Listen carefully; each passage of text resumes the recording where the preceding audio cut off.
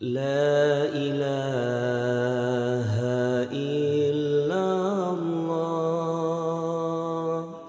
المالك الحق المبين محمد رسول الله صادق الوعد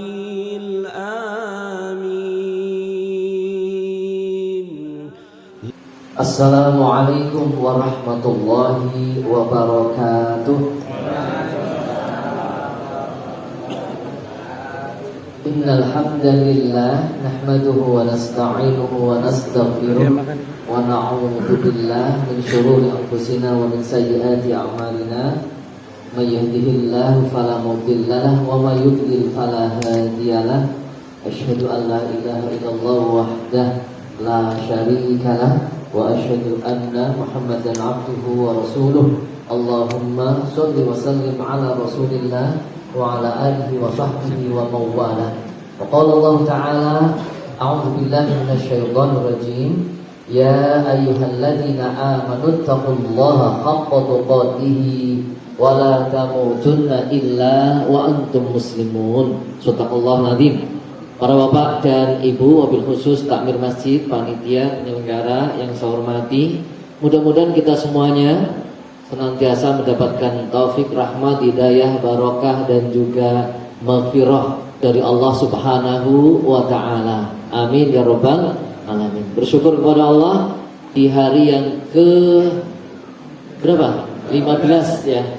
Di hari yang ke-15 di bulan Ramadan ini kita masih diberi nikmat sehat, sempat, dan utamanya iman Islam. Mudah-mudahan istiqomah dalam iman dan Islam, dan mudah-mudahan kita kembali kepada Allah dalam keadaan husnul khotimah. Amin ya rabbal alamin. Baik Bapak Ibu yang berbahagia rahimakumullah, alhamdulillah saya diberi amanah untuk menyampaikan tentang perawatan jenazah atau pengurusan jenazah, atau silahkanlah dengan istilah-istilah yang lain. Yang jelas kalau ada orang meninggal dunia diapain kayak gitu aja.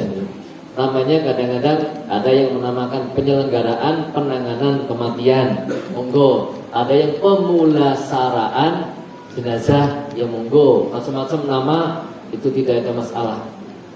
Di dalam file saya judulnya perawatan jenazah, ya tidak apa-apa. Meliputi apa? Memandikan, mengkafani, mensolatkan, dan menguburkan.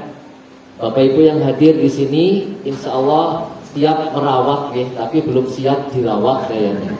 Apa siap dirawat, siap merawat? Ini, ya. Yang belum hadir berarti siap dirawat. Kita yang hadir siap merawat. Kados niku nopo pripun? Berarti kelakna sing ora hadir mati disit. Ya Allah. Ini Bapak Ibu ya. Ya, sesungguhnya pemahaman pengetahuan tentang ini itu ya harus kita pahami, kita pelajari bagi seluruh keluarga, Pak. Jadi tidak hanya yang siap atau tidak siap. Jadi setiap masing-masing keluarga itu ya, bahkan lebih ke ini lagi, masing-masing dari umat Islam, masing-masing dari kaum muslimin ini memang ya punya kewajiban untuk mempelajari ilmu ini meskipun kifayah, gitu ya, meskipun apa kifayah. Karena apa?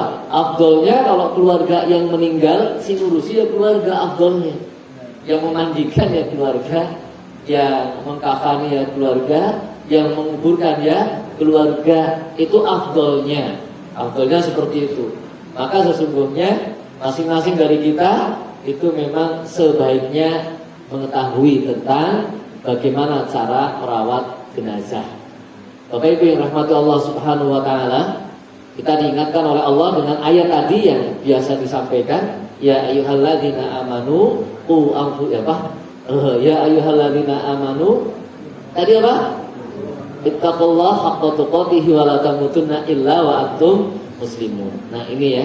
Jadi kita diingatkan untuk bertakwa kepada Allah dan jangan sampai mati kecuali dalam keadaan Islam yang sebenar-benarnya. Ya mudah-mudahan kita semuanya, siapapun yang hadir di sini, siapapun yang lebih dulu dipanggil Allah Subhanahu wa taala, karena pasti ada. Mungkin panjenengan dulu. Kalau saya mengkomongkan atau dibalik saya mengkomongkan panjenengan duluan, ya apa-apa. Saya ikhlas kok. Ikhlas benar. Gitu nggih. Jadi saya dulu atau istri dulu atau anak dulu kan wallahu a'lam.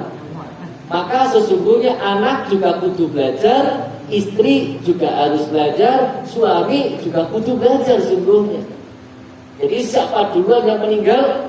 Kalau suami duluan yang meninggal, istrinya bisa merawat. Kalau istrinya duluan meninggal, suaminya bisa merawat. Kalau anaknya duluan meninggal, orang tuanya bisa merawat. Kalau orang tuanya dua-duanya meninggal langsung, anaknya bisa merawat. Itu yang baik.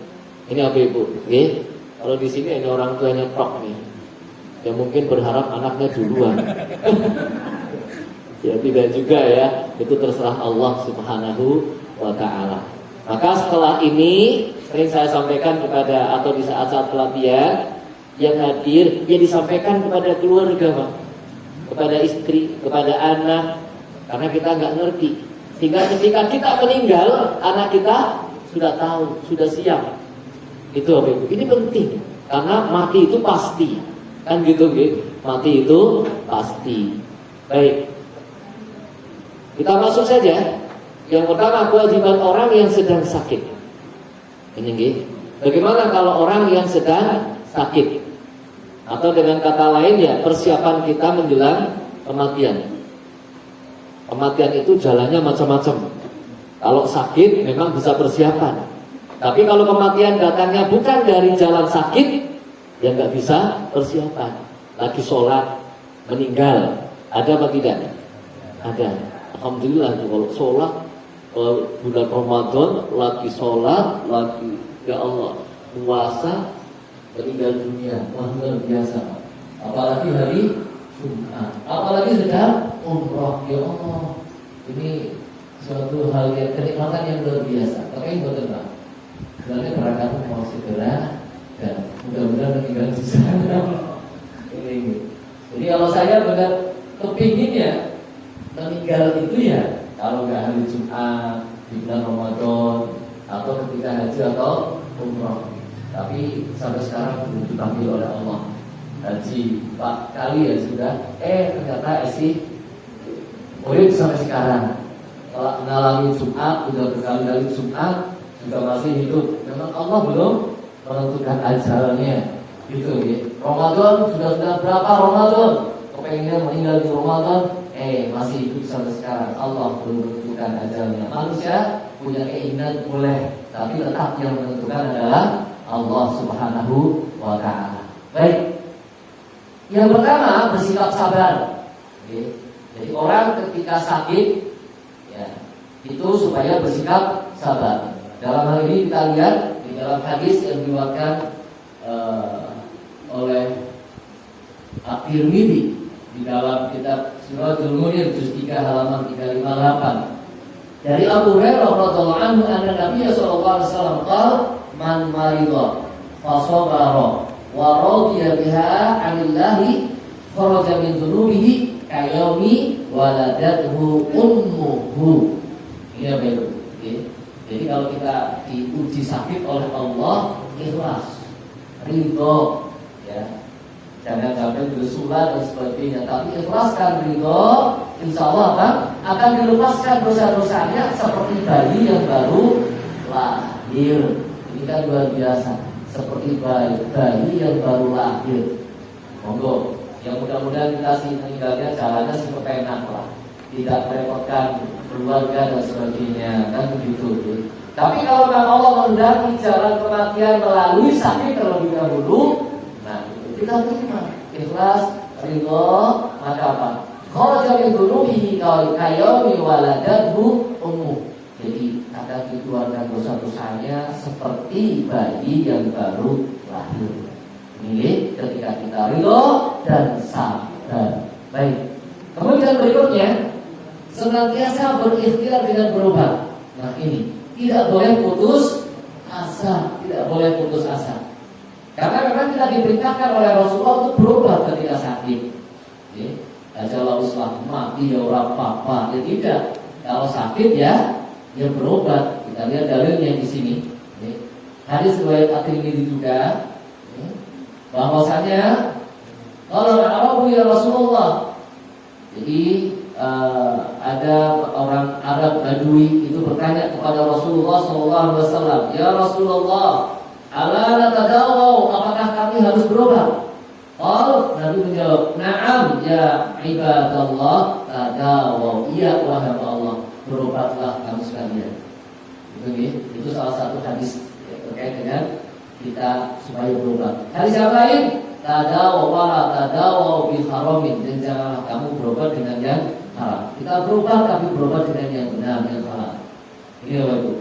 Jadi kita memang diperintahkan untuk berobat ketika sakit. Jadi pertama sabar, ya, kita pasrah kepada Allah, kemudian ikhtiar untuk sembuh dengan berobat. Yang ketiga apa? Berprasangka baik kepada Allah Subhanahu wa Ta'ala. Jangan sampai suudzon. Misalnya sudah sabar, ya, kemudian sudah berobat, orang mari-mari, ya, mungkin sudah minta doa kepada para orang-orang soleh, tolong saya didoakan, tolong saya, istri saya, suami saya, anak saya didoakan sedang sakit, mudah-mudahan cepat sembuh. Tapi ternyata tidak sembuh-sembuh, tidak boleh juga kita putus asa. Ini tidak boleh putus asa. Kita lihat dalilnya agar supaya tetap berprasangka baik kepada Allah Subhanahu wa Ta'ala. Hadis Jabir bin Abdullah, sami'tu Rasulullah sallallahu alaihi wasallam yaqul qabla mautihi la yamutanna ahadukum illa wa yuhsinul dhanna billah. Hadis riwayat Imam Muslim. Rasulullah SAW bersabda, sebelum wafatnya beliau, janganlah seseorang dari kamu semua mati kecuali berbaik sangka kepada Allah Subhanahu wa Ta'ala. Jangan sampai suudzon. Saya sudah minta didoakan, saya sudah berobat, tapi kok orang mari malah tambah parah seperti ini. Allah sudah tidak sayang lagi dengan saya, dan ini tidak diperbolehkan. Ini tetap berhusnudzon kepada Allah. Apalagi kalau kita kemudian kembali yang awal tadi, ketika ridho dan sabar diampuni dosanya oleh Allah Subhanahu wa Ta'ala, maka akan tumbuh semangat. Ya, karena harapan diampuni dosanya oleh Allah Subhanahu wa Ta'ala. Sehingga ketika ditakdirkan untuk betul-betul pulang kembali kepada Allah, dosanya bersih seperti bayi yang baru lahir. Masya Allah, luar biasa. Itu, maka tetaplah berhusnudzon kepada Allah apapun kondisinya. Kemudian yang berikutnya, yang keempat, merasa takut sekaligus penuh harapan kepada Allah. Khauf dan roja. Jadi kita takut akan siksanya, ingat dosa. Ya Allah, kan mati, dosanya silakan dengan ingat seperti itu, maka akan menumbuhkan semangat beristighfar, mohon ampun kepada Allah. Ini istighfar, mohon ampun kepada Allah, ingat dosa, dan juga berharap rahmat Allah, berharap ampunan Allah Subhanahu wa Ta'ala. Allah itu Maha kasih sayang, Ghafurur Rahim, dan ini. Jadi dua ini menyatu antara khauf dan roja. Takut kalau meninggal dosanya masih banyak, maka menumbuhkan semangat beristighfar, mohon ampunan, dan berharap betul-betul kita positif tinggi bahwa Allah Maha Pengampun lagi Maha Penyayang. Nah itu. Jadi tetap harus ada rasa takut sekaligus roja. Ini dalilnya hadis riwayat At-Tirmidzi. An Anasin, anna Nabi sallallahu alaihi wasallam dakhala ala syabin wa huwa fil mauti faqala kaifa tajiduka? Qala wallahi ya Rasulullah anni arju Allah wa inni akhafu dhunubi. Faqala Rasulullah sallallahu alaihi wasallam la yastami'ani fi qalbi 'abdin fi mithli hadha al-muwattin illa a'tahu Allahu ma yarju wa amanahu mimma yakhafu. Wahai Rasulullah, aku berharap. Ketika saya baca dari awal, ketika Rasulullah SAW itu menjenguk seorang anak muda yang menjelang kematiannya. Anak muda menjelang kematiannya. Kemudian Rasulullah bertanya kepadanya, bagaimana tentang dirimu saat ini? Orang muda itu, anak muda itu berkata, aku mengharap Allah, aku berharap kepada Allah. Namun aku juga takut akan dosa-dosaku. Rasulullah SAW bersabda, mengomentari atas jawaban anak muda itu, yang aku berharap rahmat Allah dan aku takut atas dosa-dosaku. Bagaimana komentar Rasulullah? Tidaklah dua hal, yaitu khauf dan roja, terkumpul dalam jiwa seorang hamba pada keadaan seperti ini, kecuali Allah akan mengabulkan apa yang diharapkan dan memberikan keamanan dari apa yang dia takutkan. Ini Bapak Ibu, artinya takutnya dia akan dosa akan diampuni oleh Allah Subhanahu wa Ta'ala. Berharapnya dia rahmat dari Allah, akan diberi rahmat oleh Allah Subhanahu wa Ta'ala. Ya Allah, luar biasa. Ini Bapak Ibu, jadi ketika kita sedang sakit parah, tetaplah berharap rahmat Allah dan tetap takut kepada Allah akan dosa-dosa kita. Baik, berikutnya apa? Yang kelima, berwasiat harta kepada sanak keluarga jika memiliki harta. Dalilnya Al-Baqarah ayat 180. Allah berfirman, a'udzubillahi minasyaitonir rajim, kutiba 'alaikum idza hadara ahadakumul mautu in taraka khairanil wasiyah. La ilaha. Diwajibkan kamu bila mana seorang dari kamu kedatangan mati, kalau meninggalkan harta benda, harta warisan supaya berwasiat. Itu wasiatnya tentang harta. Wasiat. Kalau wasiatnya berupa memberikan harta, dalam bentuk wasiat, maka tidak boleh kepada ahli waris, berarti kepada selain ahli waris, karena ahli waris tidak boleh mendapatkan wasiat, sudah ada jatahnya sendiri. Tapi kalau hibah boleh, jadi ahli waris diberi hibah oleh orang tuanya pemberian, maka diberikan pada saat itu, pada saat masih hidup, itu boleh. Tapi kalau wasiat, kalau nanti saya meninggal dunia, ini anak ini tak kasih ini anak tak kasih ini, itu tidak boleh. Karena itu wasiat namanya, dan ahli waris sudah ada jatahnya sendiri. Tapi kalau hibah boleh. Nah ini maka wasiat kepada siapa? Kepada yang tidak mendapatkan hak waris. Ketika ada saudara yang tidak punya hak waris dan ternyata dia memang butuh harta, boleh sebagian, tidak boleh lebih dari 1/3 hartanya. Itu baik. Ini pasien juga kalau dia dibahas sudah panjang, jadi singkatnya seperti itu. Kemudian berikutnya, kewajiban muslim keluarga terhadap orang yang akan dan telah meninggal.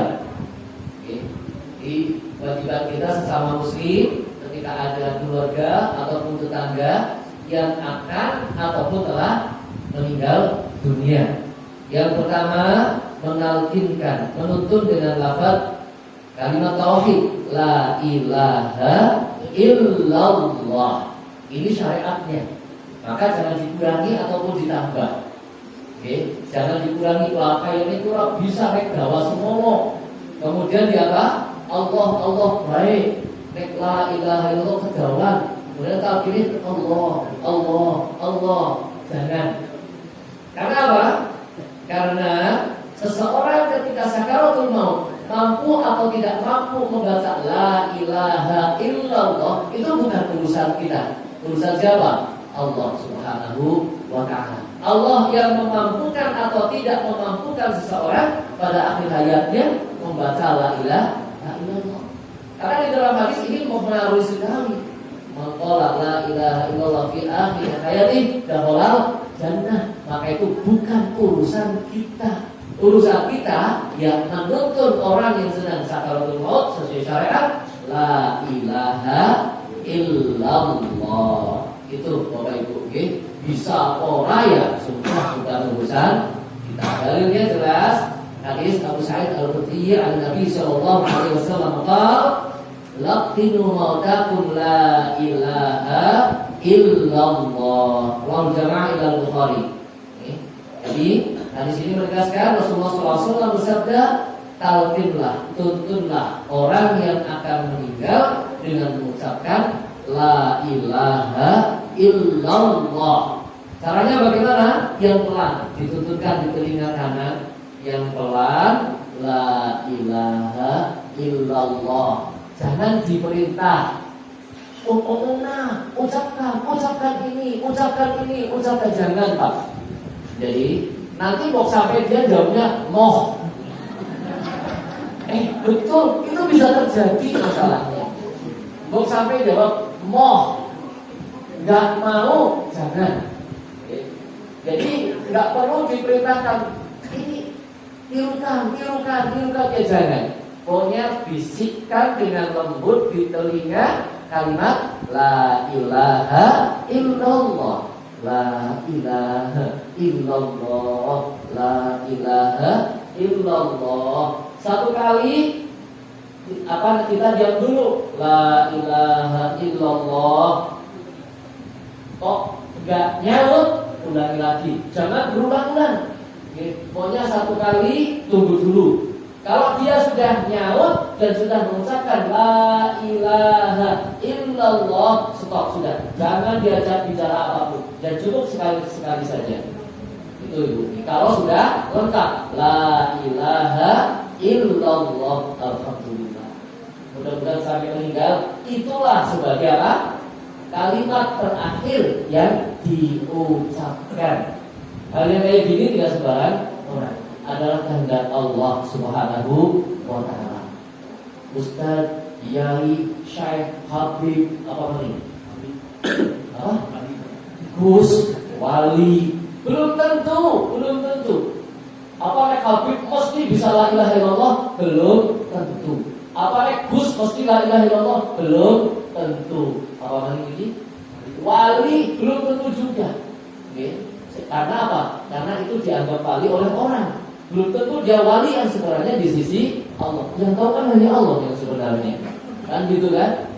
Apalagi ustaz, apalagi hanya seorang ustaz, wallahu a'lam.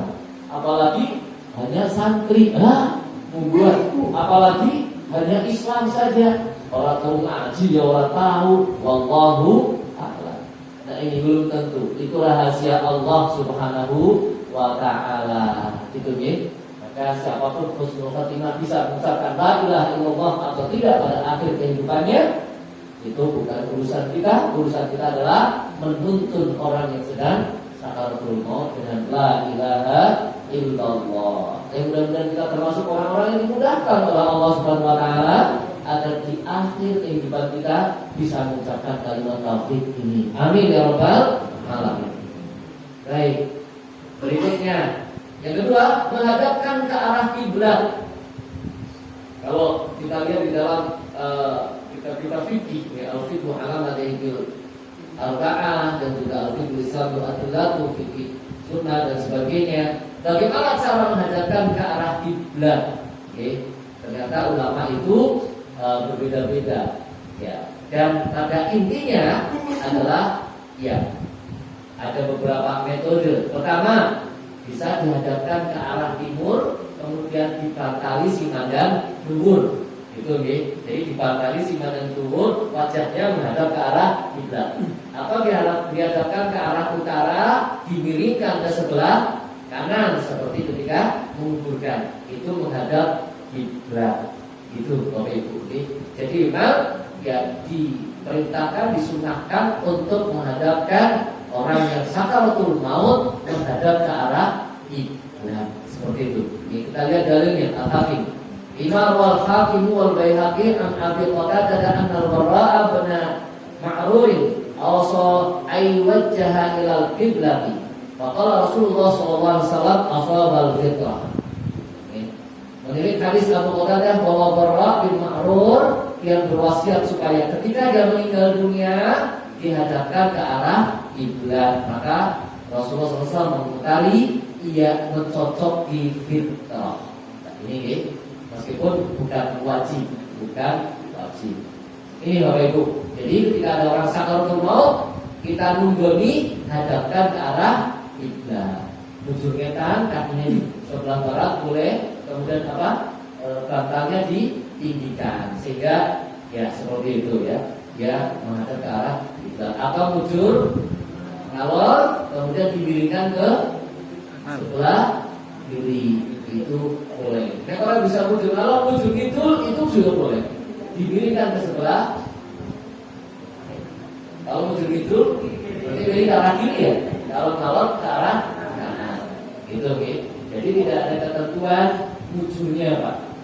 Seperti nanti ketika sudah meninggal dunia disolatkan pun tidak ada satu ketentuan pun yang nas secara pasti kesirain nanti ketika disolatkan nang lor apa nang kidul, itu tidak ada nas yang pasti, Pak. Jadi tidak perlu diperdebatkan yang kayak gitu. Okay. Maka ketika sakaratul maut itu juga sama. Okay.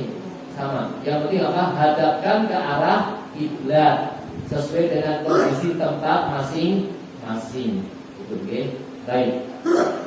Oke, berikutnya memejamkan matanya. Oke, pejamkan matanya. Kalau sudah benar-benar meninggal dunia, maaf sebelumnya ini ya. Kalau sudah benar-benar meninggal dunia, dipastikan dulu. Kalau kita belum tahu, tanda-tanda orang meninggal, ya nanya kepada yang biasanya. Banyak sekali tanda-tanda orang yang benar-benar sudah meninggal, yang biasa nunggoni itu ya biasanya tahu, banyak sekali. Misalnya salah satunya ketika sininya atau jempol PC orang kasar liwatnya di mic juga nggak terasa, banyak ya. Di sininya dipencet juga nggak terasa, banyak gitu. Kemudian apa? Dari kaki ke atas dingin begitu, itu banyak sekali tanda-tanda kematian. Maka ketika sudah dipastikan mati, orang yang nunggoni itu apa?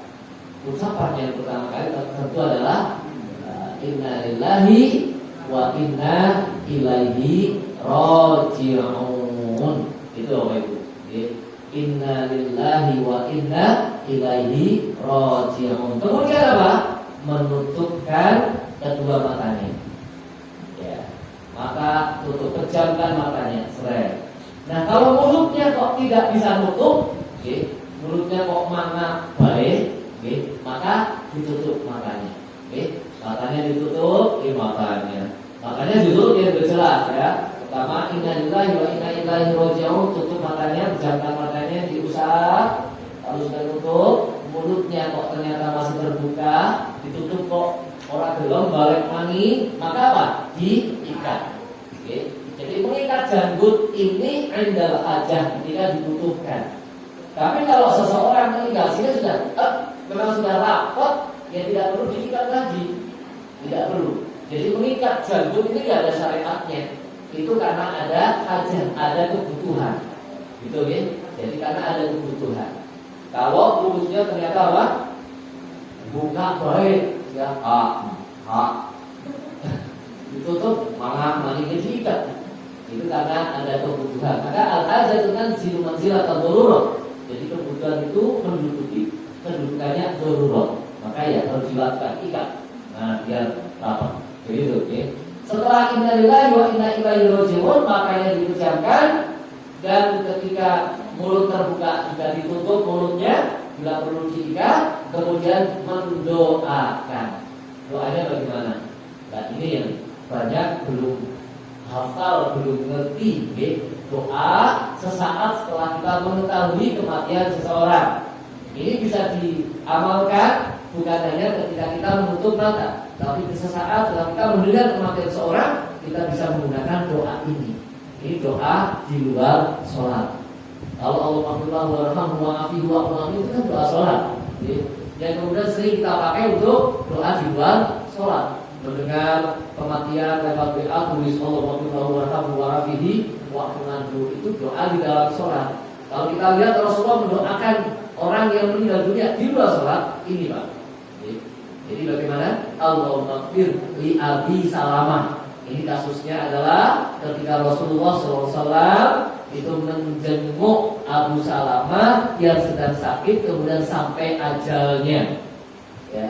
Jadi doanya Allahumma maghfir li Abi Salamah warfa' darajatahu fil mahdiyyin wahdufhu fi 'aqibihi fil ghabirin waghfir lana wa lahu ya rabbal alamin wafsah lahu fi qabrihi wa nawwir lahu fihi. Sudah hafal Pak? Sudah hafal Bu? Apa baru dengar? Baru dengar. Ada yang baru dengar, ada yang sudah pernah dengar, tapi pernah dengar tok. Nah ini kita lihat dalilnya. Ini hadisnya secara lengkap. Ini hadisnya secara lengkap. Di hadis Ummu Salamah yang diriwayatkan oleh beberapa perawi hadis termasuk Imam Muslim. Saya ambil yang Imam Muslim. Dari Ummu Salamah, dia berkata, "Dakhala Rasulullah sallallahu alaihi wasallam ala Abi Salamah wa qad syaqqa basarahu fa al-madahu thumma qala inna ruha idza qubida tabi'ahu al-basar fa dajja nasun min ahlihi faqal la tad'u ala anfusikum illa bi khairin fa inna malaikata tu'minu ala ma taqulun thumma qala Allahumma ighfir li abi salamata warfa' darajatahu fil mahdiyyin wahdufhu fi 'aqibihi fil ghabirin waghfir lana wa lahu ya rabbal alamin wafsah lahu fi qabrihi wa nawwir lahu fihi." Ini dalilnya Bapak Ibu. Jadi ini dalilnya kuat. Ceritanya adalah ketika Rasulullah SAW datang kepada Abu Salamah di waktu sampai pada ajalnya. Padahal matanya celik. Matanya celik itu loh Pak. Saya juga tidak paham nih, celik maksudnya apa sebenarnya itu picer atau belolo ya. Belolo. Mungkin adalah belolo. Karena apa? Kemudian Rasulullah fa'al-maduhu memejamkan matanya. Mungkin ketika meninggal dunia melorot baik gitu nih. Melorot baik. Kemudian Rasulullah fa'al-maduhu memejamkan matanya. Dipejamkan seret. Nah, summa kemudian beliau Rasulullah bersabda ya. Sesungguhnya roh itu kalau dipecahkan, dicabut, diikuti oleh mata. Jadi mungkin kayak gitu ya, mungkin seperti itu. Dan makanya ada yang melorot karena itu kayak gitu kan. Coba praktekkan. Seperti itu. Nah kemudian ada yang tidak balik kayak gitu kan. Nah kemudian Rasulullah apa? Dipejamkan. Terus supaya itu. Nah setelah itu ternyata para keluarganya itu bergemuruh pada ngomong macam-macam gitu kan, ngomong macam-macam. Rasulullah mengingatkan, janganlah mendoakan atas dirimu kecuali kebaikan. Jadi jangan berbicara tentang keburukan pada saat itu. Okay? Karena sesungguhnya malaikat itu mengamini atas apa yang kamu katakan. Ini jadi ketika ada kematian, jaga ucapan kita. Okay?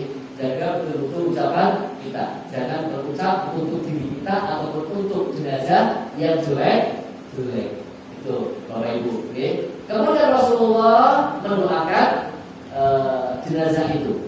Okay? Yaitu apa? Allahumma ighfir li abi salamata warfa' darajatahu fil mahdiyyin wahdufhu fi 'aqibihi fil ghabirin waghfir lana wa lahu ya rabbal alamin wafsalahu fi qabrihi wa nawwir lahu fihi. Coba bersama-sama ya, bersama-sama kita dulu, insya Allah Bapak Ibu 3 kali insya Allah hafal, kecuali sih Allah. Bismillahirrahmanirrahim. Allahumma ighfir li abi ya, cara dia misalnya bilangin ya, li titik ya, li siapa? Li fulan lah ya, kita ganti fulan saja ya, li fulan. Naik titik menggami titik. Ya. Allahumma ighfir li fulan warfa' darajatahu fil mahdiyyin wahdufhu fi 'aqibihi fil ghabirin waghfir lana wa lahu ya rabbal alamin wafsah lahu fi qabrihi wa nawwir lahu fihi. ighfir li fulan warfa' darajatahu fil mahdiyyin wahdufhu fi 'aqibihi fil ghabirin waghfir lana wa lahu ya rabbal alamin wafsah lahu fi qabrihi wa nawwir lahu fihi.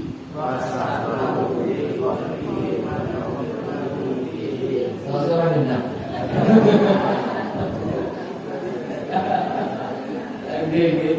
Ya, itu nanti bisa dibuka, di-share hadisnya gitu, lebih dihafalkan di rumah masing-masing gitu. Jadi ketika ada saudara kita meninggal dunia, nah bagaimana doa kita? Insya Allah hafal. Orang hafal dia dibaca, kan full. Itu baik. Saya yakin kita mulai beberapa belum masalah. Berikutnya melunasi hutang. Ini bisa bila sama kita cepatkan melunasi hutang.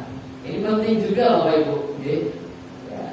Jadi melunasi hutang itu penting dan memang supaya disegerakan. Ya. Bahkan sebelum diurus, ya, sebelum dimandikan, sebelum disolatkan. Rasulullah SAW pernah tidak mau mensolatkan orang yang punya hutang. Jadi kalau kita lihat di dalam hadisnya agak panjang, kita hajari saja dulu. Berdasarkan hadis yang diriwayatkan oleh Muhammad Ibnu Hibban At-Tirmidzi, hadisnya adalah hadis hasan dari Abu Hurairah. Nabi sallallahu alaihi wasallam qaal nafsul mu'min mu'allaqatun bidainihi hatta yuqda anhu. Nyawa orang mukmin itu bergantung dengan hutangnya sehingga dia dilunasinya. Ya, ulama menjelaskan jadi tidak dihisab-hisab. Sampai dengan hutangnya lunas. Maka ahli waris itu punya kewajiban kalau memiliki kemampuan. Nah, kalau tidak maka tetap akan dihisab ya apa sebenarnya hutangnya amalnya dia diambil untuk yang hutang. Nah, bisa jadi orang tuanya entak gitu kan. Nah, ini maka berbahaya sekali. Bahkan dalam suatu yang saya buat tentang materi tentang hutang, panjang sekali itu materi tentang hutang sendiri. Itu ada hadis tadi yang saya sampaikan. Rasulullah ketika dihadapkan kepadanya suatu jenazah, kemudian disolatkan. Kemudian pada suatu saat jenazah dihadapkan tidak mau disolatkan. Tanya, apakah jenazah ini punya hutang? Ia punya hutang. Dia punya harta, punya 3 dirham. Silakan sholati. Jadi sahabat yang suruh mensolatkan, Nabi tidak mau mensolatkan. Kemudian Abu Qatadah atau siapa mengusulkan kepada Rasulullah sahabat. Kalau tidak juga Abu Qatadah, ya. Kemudian wahai Rasulullah, tolong jenazah ini disolati wahai Rasul. Persoalan hutangnya nanti saya yang nanggung. Maka di sini Pak pentingnya. Persoalan hutangnya saya yang nanggung. Ini. Setelah seperti itu, setelah ada yang nanggung hutangnya, itu Rasulullah mensolatkan jenazah itu. Oleh karena itu penting sekali setelah seseorang meninggal, keluarganya Pak kumpul, bokie duwe utang sapayuk, jangan mau nanggung. Itu Pak pentingnya di situ. Sebelum apa? Sebelum di rumah. Sebelum insya Allah saya nanggung atau saya bertanggung jawab lah gitu ya. Saya bertanggung jawab terhadap hutang-hutang jenazah jika punya hutang. Itu Pak. Jika bisa ada catatan-catatan segera dilunasi kalau ada uangnya. Kalau tidak ya otomatis itu dulu ada yang menanggung. Saya yang menanggung hutangnya. Sebagaimana kisah hadis tadi. Kan tidak langsung Abu Qatadah langsung nyalu tangin tidak. Tapi saya yang menanggung. Nah itu Pak. Jadi disunahkan syariatnya seperti itu kemudian di rumah. Oke. Baik. Kemudian setelah ditanggung, ada yang menanggung ketika ada wasiat-wasiat juga kalau bisa dilaksanakan segera. Oke. Kemudian apa? Menutupinya dengan kain yang bagus. Kalau udah meninggal, tutup dengan kain yang bagus. Kemudian persiapkan untuk apa? Penyelenggaraannya, perawatannya yang meliputi apa? Memandikan, kemudian mengkafani, mensolatkan, menguburkan. Nah ini Bapak Ibu. Oke. Baik. Ya, ditutupi dengan kain yang bagus. Ini berdasarkan hadis riwayat Imam Bukhari dan Aisyah berdasarkan sesuai. Ya. Kemudian menyegerakan perawatannya. Nah, ini sudah disepakati juga bahwa memang dalam hal jenazah ini supaya disegerakan, jangan ditunda kecuali ada uzur syar'i. Jadi kalau tidak ada uzur syar'i, segera diselesaikan urusan jenazah itu. Memandikannya ya segera dimandikan, ada di zona baik, maka harus ada orang yang segera siap untuk bisa memandikan. Keluarga orang nasi bisa, tangganya orang nasi bisa, kalinya aki maring Jakarta. Nah, bingung di zona baik. Nah, ini naudzubillah, jangan sampai terjadi seperti itu. Oke. Nah, misalnya kain kan ada satu orang, ya satu orang kan, ya. Misalnya, ya itu tadi, bisa jadi dia tidak berada di tempat, bingung kali kan. Benar itu tadi RT atau apa RW ya, itu masing-masing harus ada itu, harus ada. Ya, meskipun bisa jadi si menjadi timnya malah mati di situ dalam apa? Terus ada tim yang ya dibuat seperti itu Bapak Ibu ya. Lanang wadon orang tunangan. Jadi lanang wadon karena si mati orang tunangan, wadonnya mati juga Bu. Ya, maka wadon juga harus ada yang berani dan bisa serta mau.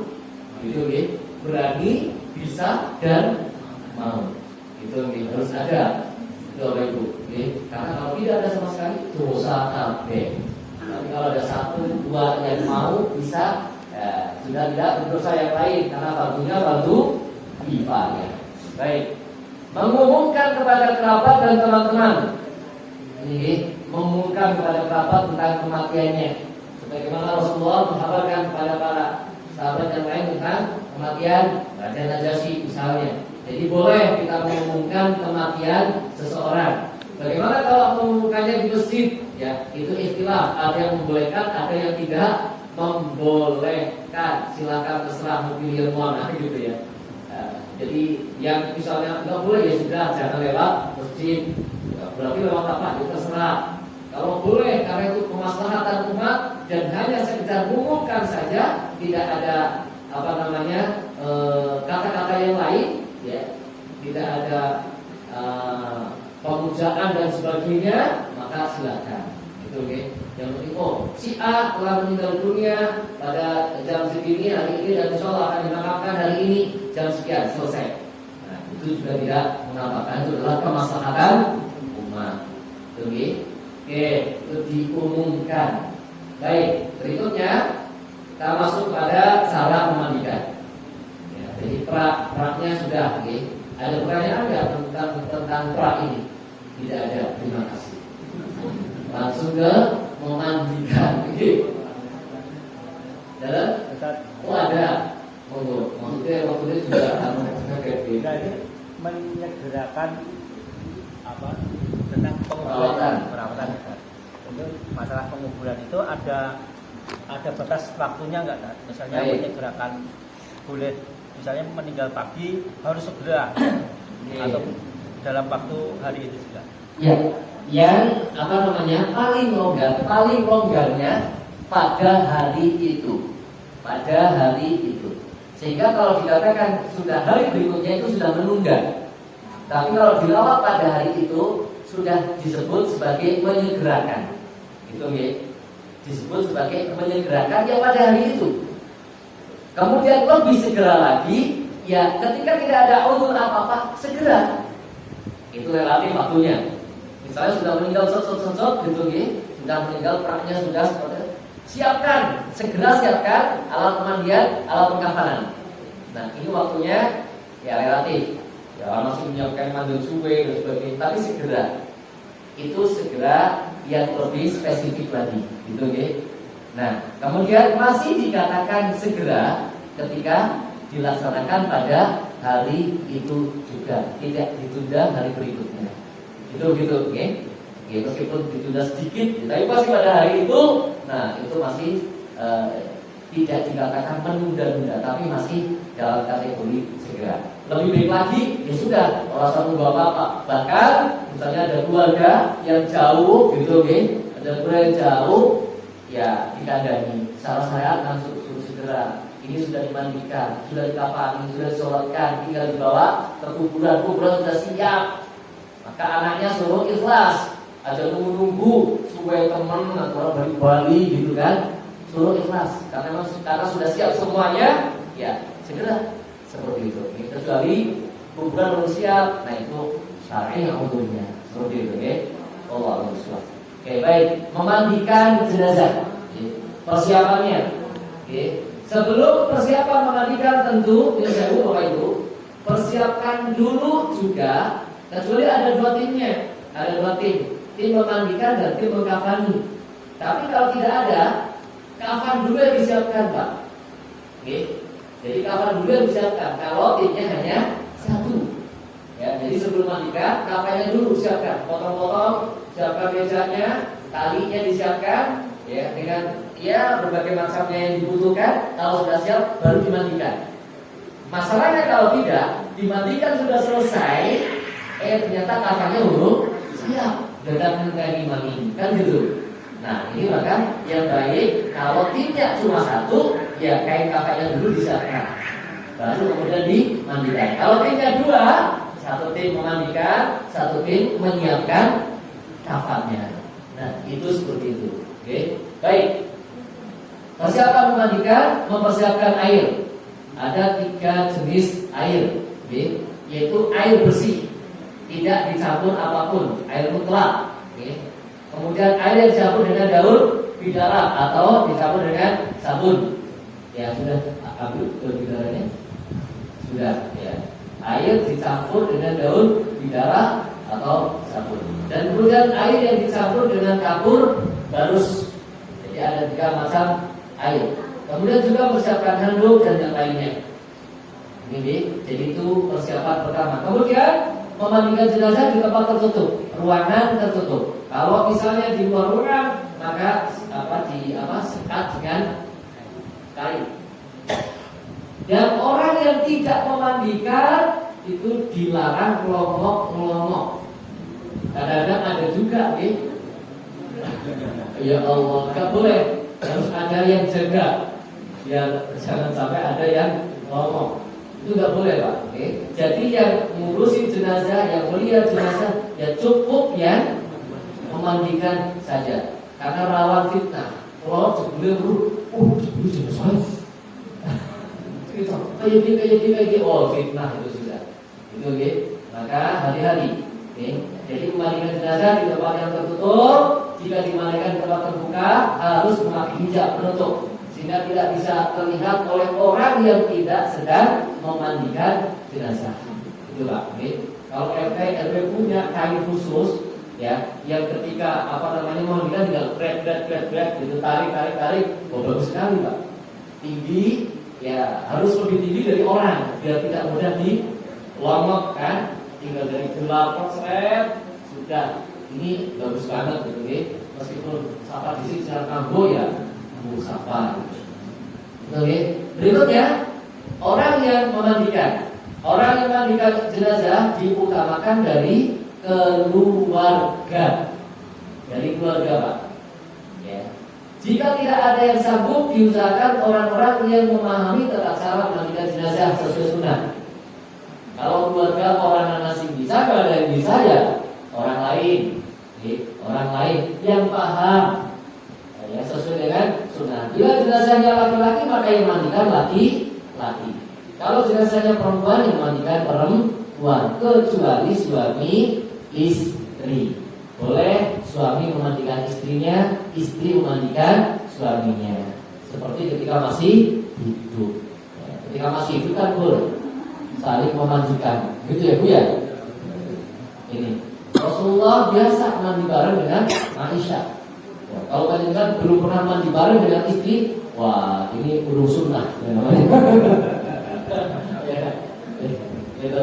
Baik, jadi laki-laki memandikan laki-laki, perempuan memandikan perempuan, kecuali suami, istri, atau yang meninggal adalah anak yang belum balik, atau yang memandikan juga anak yang belum balik kalau bisa. Kayaknya anak belum balik, ini orang bisa ya, tidak bisa lah kayaknya. Nah, tapi kalau belum balik, belum memayis ya bisa memandikan, ya boleh. Ya, tapi ya enggak, terutama yang sudah memayis.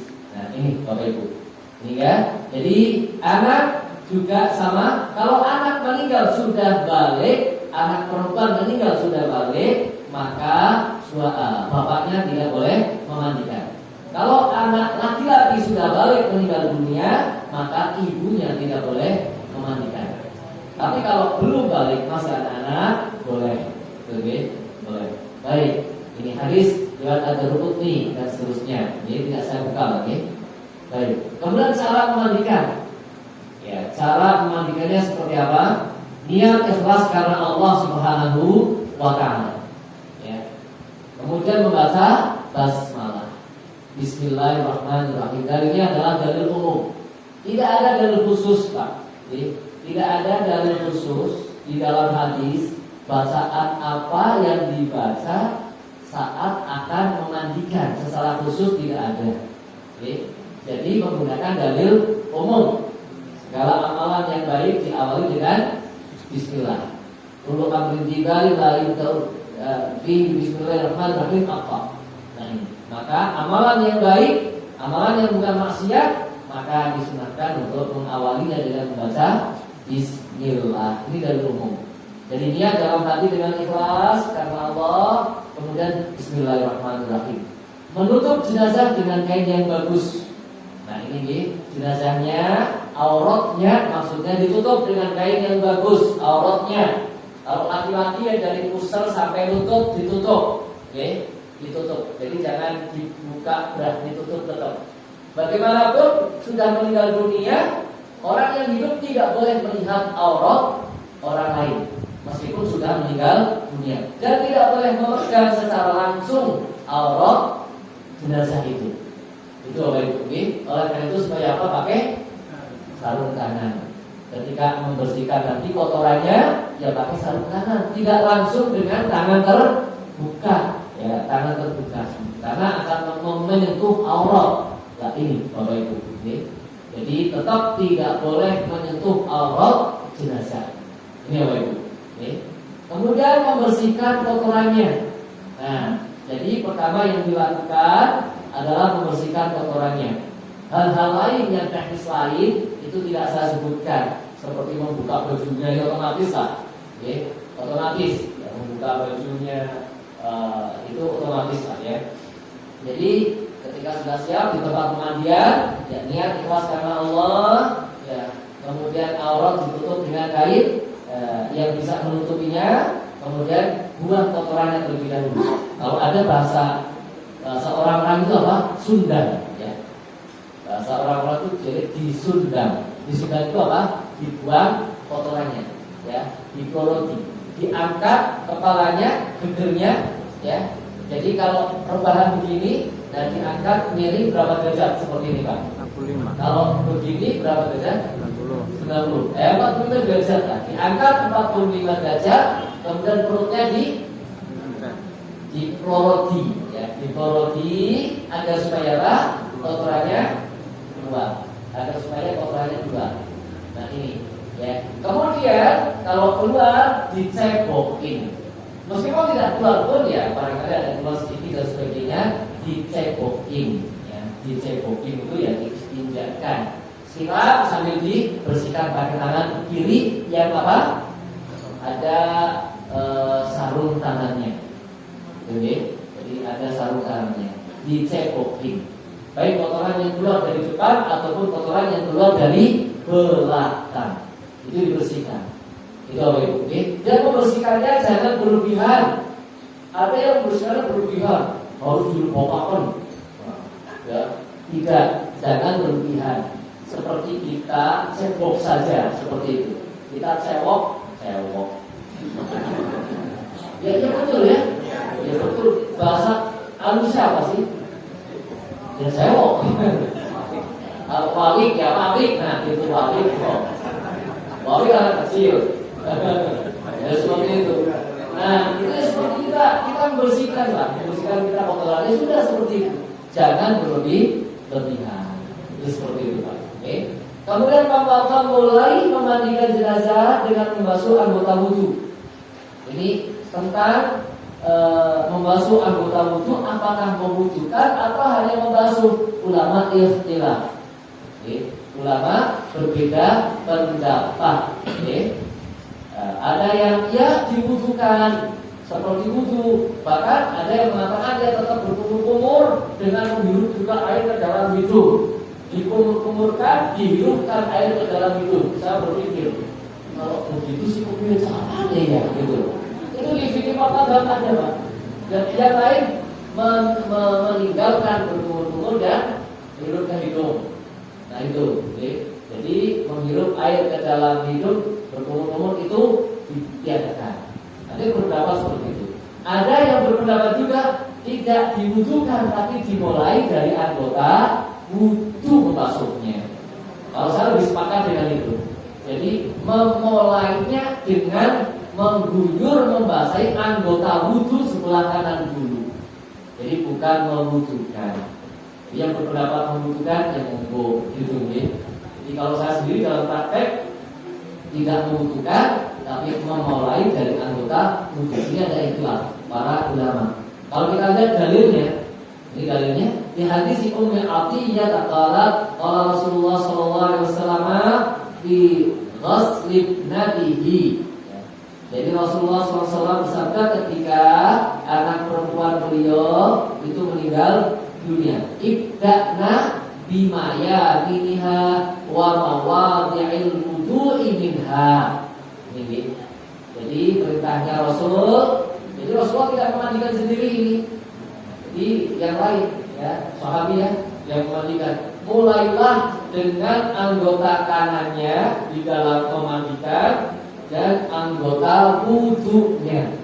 Jadi saya memahami, ya berarti kita membasuhnya, membasuh memandikannya itu mulai dari anggota kanan, anggota wudhunya. Anggota wudhu sebelah kanan terlebih dahulu. Itu apa itu? Hadis riwayat Bukhari dan Imam Muslim. Nah, setelah anggota kanan, anggota wudhunya, anggota wudhu itu dari mana? Dari kepala. Maka kepala kita basuh. Bukan kalau yang berpendapat dibutuhkan, maka kepala ini cuma diusap. Kalau yang berpendapat dibutuhkan, kepala itu cuma diusap. Kalau dalam praktek yang saya amalkan, bukan dibutuhkan, dibasuh. Maka saya siram sebelah kanan, kepalanya siram sambil dibersihkan apa? Rambutnya siram, kemudian wajahnya kemudian juga siram sambil diusap, ya, sambil digosok. Maka mulut ketika membuka ya jangan disiram, tutup karena itu membahayakan cepat hancurnya organ perut.